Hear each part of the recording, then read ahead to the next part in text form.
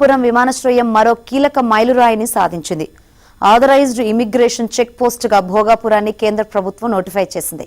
దీంతో అంతర్జాతీయ విమాన సర్వీసులను ప్రారంభించేందుకు మార్గం సుగమమైంది.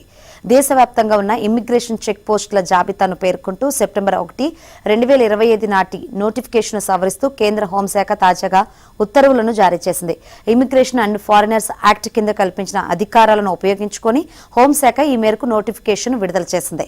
ఇప్పటికే ఉన్న ఇమిగ్రేషన్ చెక్ పోస్టుల జాబితాలో భోగాపురం విమానాశ్రయాన్ని 39వ నెంబర్గా చేరుస్తూ ఉత్తర్వు జారీ చేసింది.